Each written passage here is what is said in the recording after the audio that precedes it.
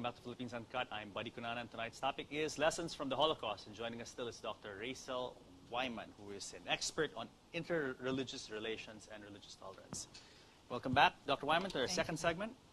And that's a very interesting video we saw earlier about Raoul Wallenberg, who was a Swede. And actually, the first time I ever heard of him was maybe 20 years ago when I watched a movie with Richard Chamberlain on Raoul Wallenberg's life. And I tell you, this man's life, what he did for the Jews was incredible. Now, perhaps you can tell our viewers exactly who, in a nutshell, what did he do?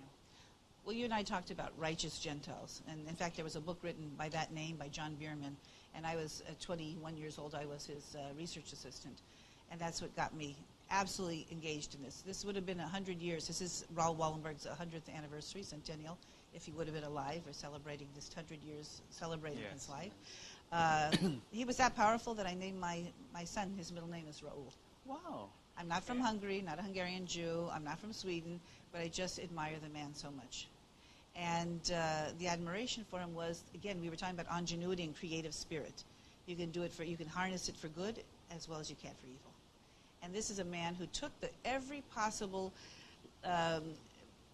direction in the book to manipulate the Nazis, never using a gun whatsoever. What did he do? What was his modus operandi? Well, the Nazis, the Germans wanted very much, this was their whole thing, they wanted to be respected by the world community. Sounds strange, but they did. And most people do. Most people are waiting for someone to call them out. And to see if they aren't, that means they accept them and even actually, heralding them. The international community that they needed desperately, because they were taking money from everyone, from the Jews and everybody else, they needed Swiss banks, they need the Swedish diplomats and the other neutral countries to not take a stand so that both sides can play the deal. So allies were using the neutrals, and the Nazis and their cohorts were using the neutrals. And they said neutral means doing nothing, being a bystander and standing by and giving some pieces. In 1944, the war is already 5 years going. The gas chambers are working. 12,000 human beings a day are being killed in Auschwitz. They've got everything down to a science now. They've been playing around for 6 years. And they know that once the Germans go into a community, into a country, whether they bring their own puppet government, as they did in Hungary, or they themselves ruled it, the German army comes in, and then the SS comes in. And the machine starts. Yes, and the SS is only they're a bunch of cowards who are only focused on civilian populations. Jewish men, women, and children. Later on it was gypsies, all different kinds of people that were found. Homosexuals only in Germany because they weren't producing children. They wanted German children. They didn't care about homosexuals in other countries. Only interested in their own German. That shows you their racist theory goes all the way to the most absurd points. So they don't care about sexuality of other people. So when they started rounding up Jews in the outskirts of where Hungary was, in this oppressive area, they were able, as I said, to march off within 3 months over 400,000 people, straight to the gas chambers. Elie Wiesel is one of them as a child. The few that were put to the right in the line were the young men and a few young women, mostly young men, that might still be used as slave labor. They got a tattoo, and they were set aside as labor. All the rest went straight into the gas chambers. Pregnant women, babies, children, elderly, missing a leg, deaf people. And what did Mr. Wallenberg do to help?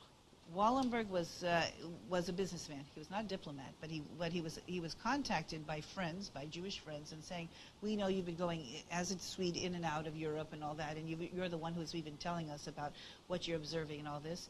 If the neutrals finally got involved, if the neutrals at the point where the Nazis are coming to the big city of Budapest, where there are more than 100,000 Jews there, can you do something to stop the trains from running? Can you do something to stop so as soon as you get on that train, that's the end. The boxcart is you've already sealed the fate of that person.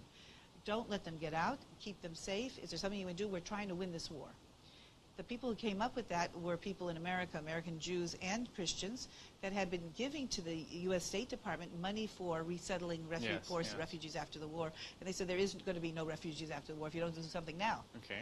So the most important part of the story is that Wallenberg went went first to the King of Sweden and said, "I want whatever I'm doing, you give me sanction."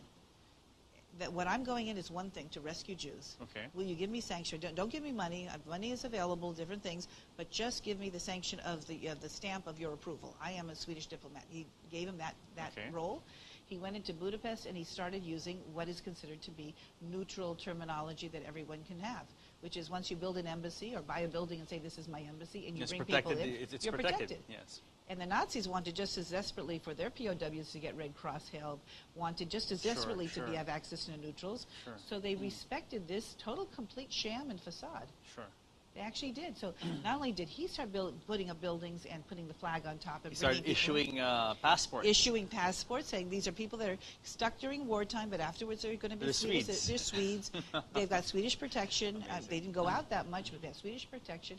He encouraged the Swiss to do it. He encouraged the Spaniards through a fellow who was totally another businessman to take over. He was just doing Spanish consulate stuff. Yes. And he encouraged the Vatican and the Red Cross, who did nothing during that time, to finally start doing something. Yes. It was both his magnetism about saying, we can do it. What's so wonderful, he said, we can do this. We can save lives. It's How only a many few more months. how many Jews did Wallenberg save? Would you have an idea? It's been heavily documented because we know who's alive and who wasn't going to be. We know how many people actually got the passports. Sure. Sure. So the numbers, forgive me for the roundness of them, but the 30,000 people he personally saved. Wow. And you think of that quota, one person can save 30,000. Yes. The other neutrals and others brought in another 40 to 50,000. And Wallenberg did something that, again, just utilizing what's already in place. The Allies said, when this is over, we're going to hold the people accountable for murdering on purpose civilians. I say Jews, but civilians. On purpose going in and selecting who should live and who should die. Yes. Yeah. And he went to talk to the German commander at the time, the general that was involved, and he said to him, because he heard that they were going to bomb the ghetto, what was left of the Jews and the poor Jews and others that were around and everything else. And if you leave this place without bombing innocent lives, I will give affidavit in court that you did that, and maybe your sentences will be lighter. If you kill the Jews, I'll make sure that you pay for it. And we say that because of that, when the Soviets came in, more than 100,000 Jews, identifiable Jews, not in hiding, that were saved. Yes. So Wallenberg inspired 100,000 lives to exist today. And so his legacy, his idea that, as he said, once you make the choice, I want to do something, you find at your fingertips everything. Yes. There's a terrible story, beautifully written by Ursula Hegge, a German writer, post-Holocaust, who tells a story of a young woman, in fact a German dwarf and her father, that there was a knock on the door. Okay. And they opened the door, and there's a man with a baby, and he said, "This is my baby. My wife is there. I'm a Jew. We're running. We know the Nazis are close. Can we just stay here? We're exhausted, hungry. Stay here for one night. We promise we'll move on. Just escape." And they shut the door in his face. And Ursula Hegge's story goes on, and they say about the father and the daughter waited night after night for another knock on the door, so they'd be brave enough. They decided now they're going to let somebody in, but there never was another knock. Ooh. And the idea is to raise children today, human beings, that whether it's a physical knock or emotional knock or an understanding, To step that up when to the plate. to step up right then and there. Don't When the right away opportunity say, comes. what might happen to me? Do I have enough bread? Is this possible?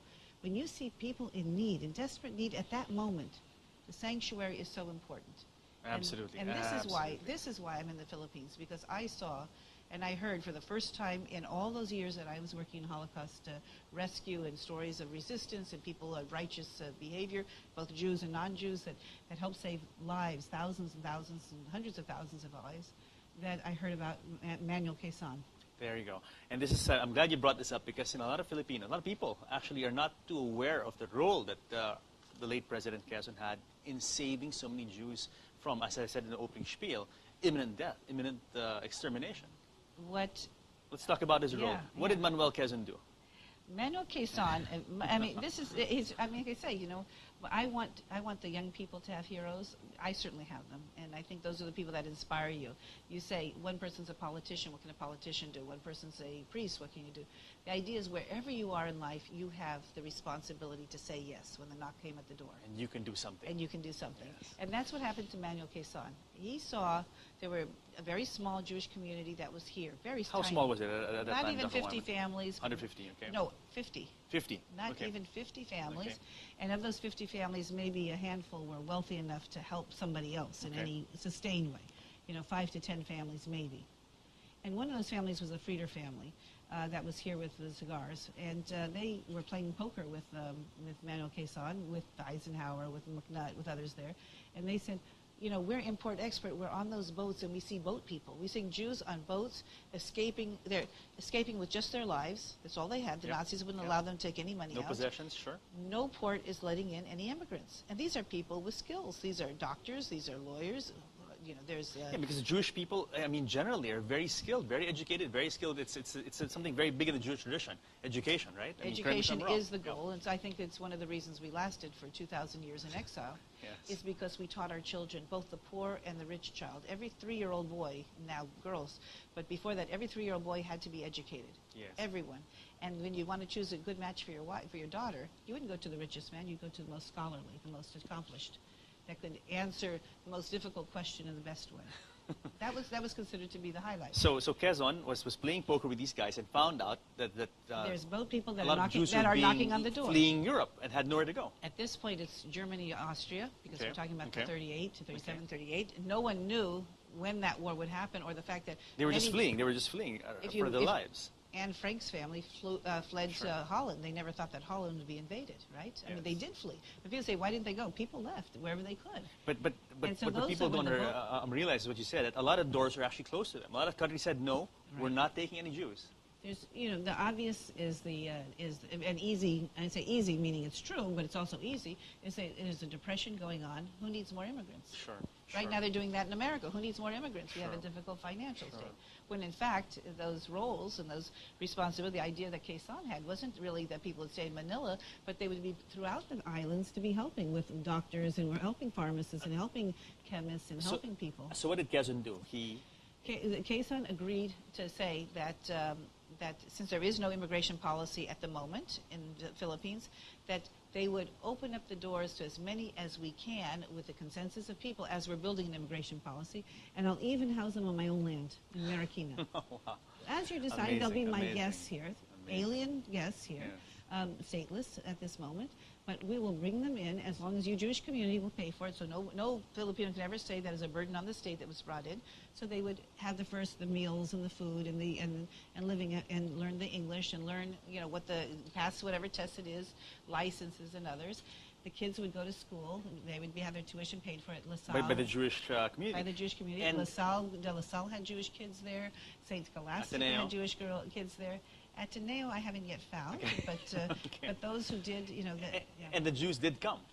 the Jews came, and it was beautifully a very clever way of doing it, because again, borders were controlled still by the Americans, and the Americans didn't want the Jewish refugees, or any refugees, but any Jewish refugees coming here, just like they didn't want them coming to America. So they had the same policy. So Quezon said, how about if we, and this is the work together, how about if we advertise in newspapers in Europe saying that we need people for jobs? And they could apply to jobs through the American consulate, provided that they had, and then they would have the list. Did people respond to these jobs? Thousands of people responded. Thousands of people responded, and they had to go through the list first to say, what is the ones that match our, not just a baker, because we have a lot of bakers, but we need a pharmacist, we need an accountant that has 3 different languages, we need people that have knowledge in these fields, we need the head of a symphony. They got in the head of the symphony, Zipper, who helped the Manila Symphony get started. Is that so? This is true. Everything that he could think Amazing. of to build a new country, Yes, yes. because here are people that have skills without a country. Here's a country that didn't have people with skills to be spread out throughout the community. How many Jews responded to this call from Quezon to come We don't here? know how many actually responded, but we know that 1,200 ultimately made it. Made it to the Made it. Philippines. 1,200 people. And again, in proportion, it really doesn't matter whether it's one family or 1,200. It was the will, the intentionality, the idea behind it. At a time of total darkness, when no one would accept Jews, or hardly any nation would open its arms to Jews, the Philippines was there, accepting Jews here, saying, "Come to us. Well, remember, this is a safe haven." And Quezon did it, even though it was. He had an election coming up. Those that are with the Spanish sector that were very sympathetic to Franco were not helpful to him. The nationalists, yes. He had to contend with the Americans, whether the Americans would allow how far he can go, and his own population saying why this, why now, where. But it was very interesting. A lot of members of the population, when they met these fleeing Jews, they didn't realize that using their own reverse prejudice, that white people could be poor. That white people are living alongside the poorest of the poor in the Philippines, because they had no home and they had everything was taken from them. I guess in Quezon's case, something something just triggered in him that desire to help other people. He didn't know people thousands and thousands of kilometers away in another continent. It's just something the human person came out and just said, "I want to help." Forgive me, buddy, but I just want to forgive me for interrupting you. Please. But I'm so excited about the story sometimes because what is so brilliant is the fact that anybody who was a thinking Filipino saying this is the Commonwealth, soon will be a country. What do we want to look like and be to the rest of the world and to ourselves? And George Bacobo, who was then president of UP at the time, who later became one of the first ministers of education here. They called it public instruction, but yes, minister of education. And a person like Paredes, Quintin Paredes, who was the vocal voice of Philippines in America and came back. And a few others said, this is such an incredible moment in history. November 9th, 1938. That's when the Nazis, as I told you, began the Holocaust.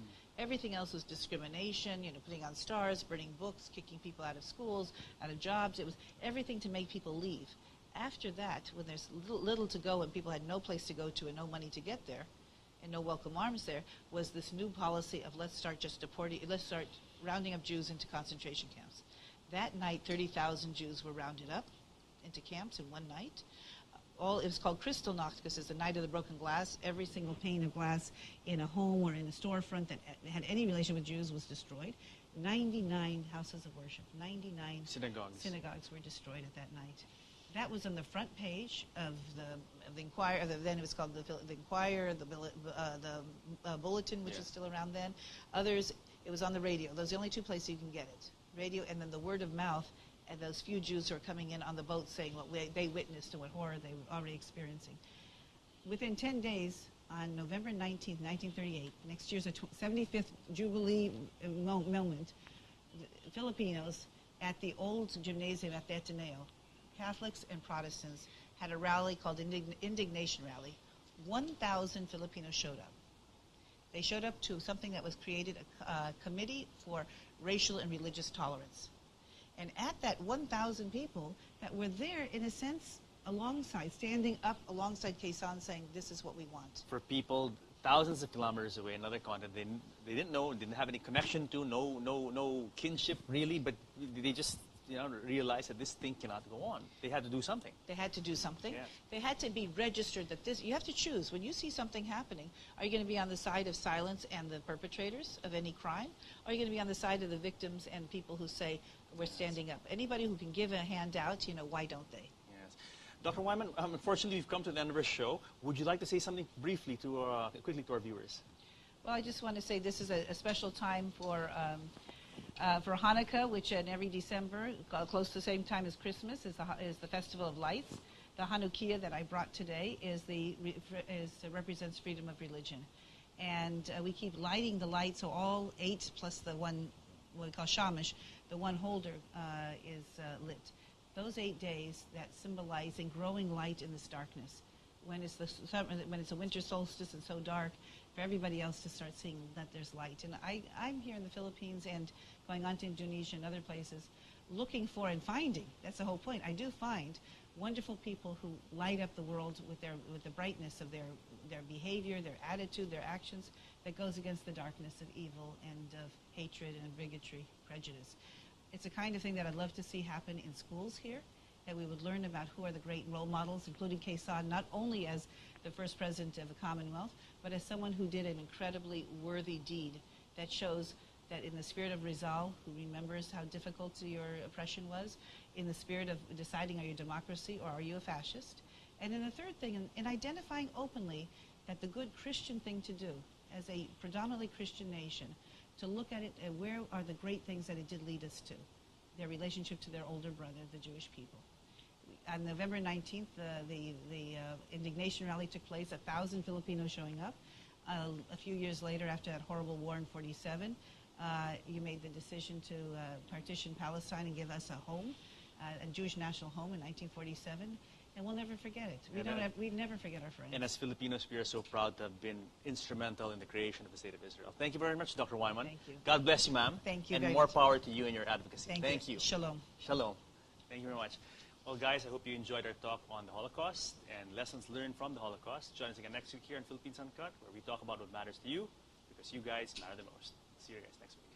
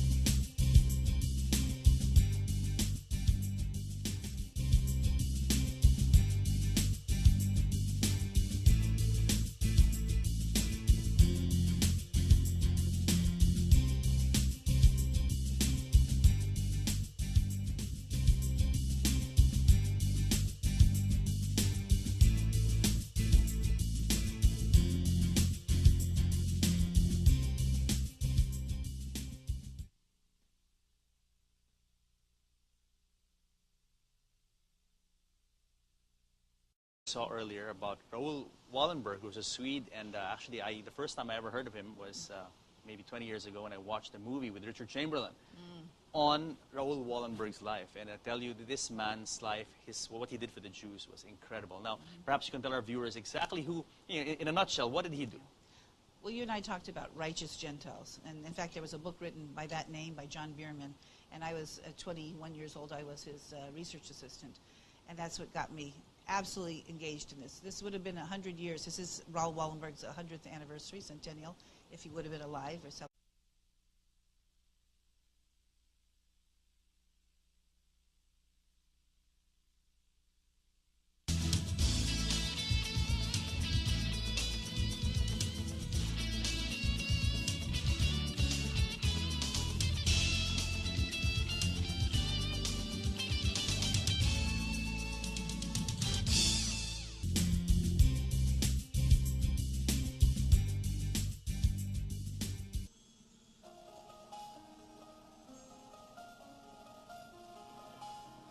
Celebrating this 100 years, celebrating his life.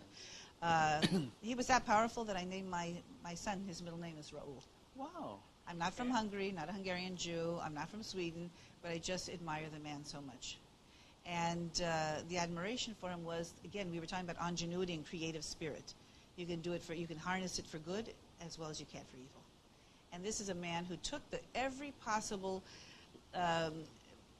direction in the book to manipulate the Nazis, never using a gun whatsoever. What did he do? What was his modus operandi?